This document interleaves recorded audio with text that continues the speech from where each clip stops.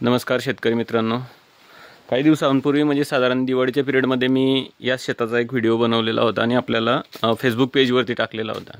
त्यावेळेस एवढी वेन झालेली नव्हती, पण आता तुम्ही बघू शकता बऱ्यापैकी वेन झालेली आहे आणि जी घडांची साईज आहे ती पण खूप छान आहे। व्हिडिओमध्ये थोडं वेगळं दिसते, परंतु प्रत्यक्षात जर का तुम्ही बघितलं तर खूप छान असं हे जे आहे बाग जमलेली आहे।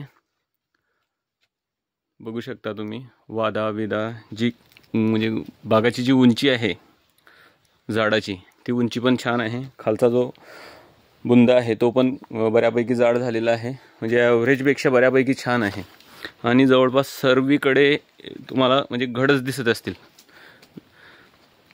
जवळपास।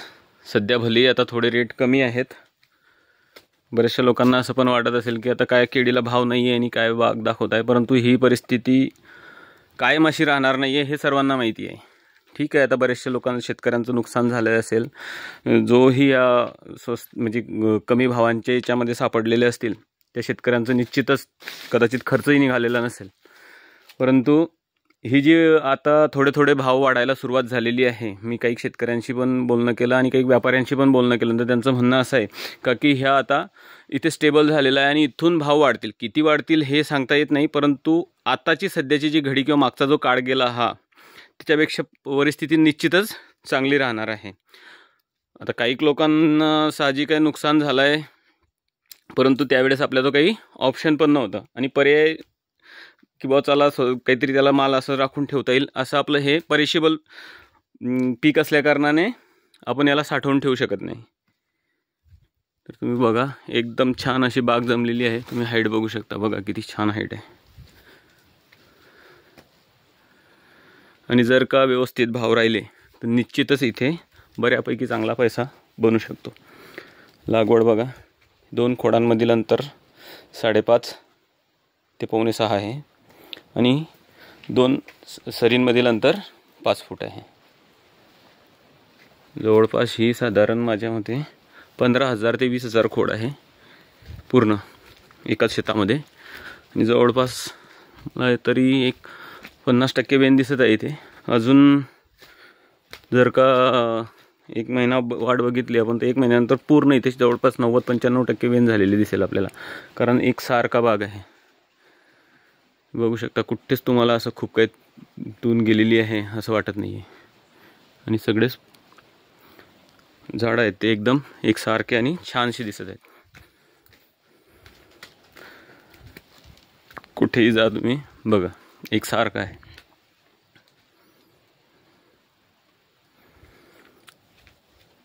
हे आमच्या गावातील एक प्रगतशील शेतकरी आहेत, यांचा आजपर्यंत कधी मळा फेल गेलेला नाही आहे आणि जनरली यांना भाव सापडलेच आहे। म्हणजे नशिबाने असं वर्ष गेलं असेल का की भाव सापडले नाही, परंतु जवळपास 90% तर यांना, कारण हे केळीच्या भावाचा अंदाज पण घेतात की बा कधी भाव असतात कधी नसतात, या हिशोबानुसार ते केळीची लागवड करतात। आणि आता साहजिक आहे भाव वाढायला सुरुवात होईल आणि त्याच पिरियडमध्ये यांची केळी कापणीला येईल। तुम्ही बघू शकता आता की जवळपास सगळीकडे वेन झालेली आहे आणि साधारण आता 1 ते 1.5 महिन्यानंतर थोडं इथे गाभा तयार व्हायला सुरुवात होईल। थोडं थंडीच्या दिवसामध्ये थोडं उशिरा झाड तयार होतं।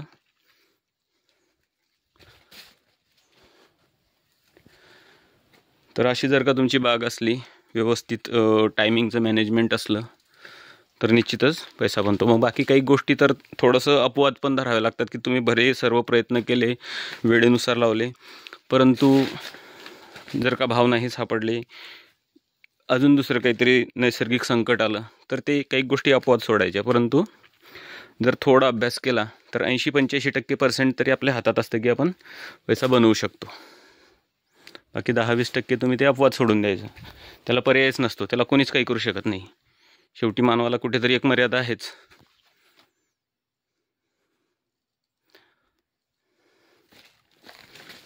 बघा जवळपास बऱ्यापैकी छान बाग आहे इकडे पण, सगळीकडे सारखी वेन झालेली आहे। तर अशाच सर्वांनी व्यवस्थित नियोजन केलं पाहिजे, वेळेचं पण लागवडीचं पण, कशी कधी केव्हा या सगळ्या गोष्टीची लागवड केली पाहिजे, आपले नियोजन केलं पाहिजे. जय जवान जय किसान.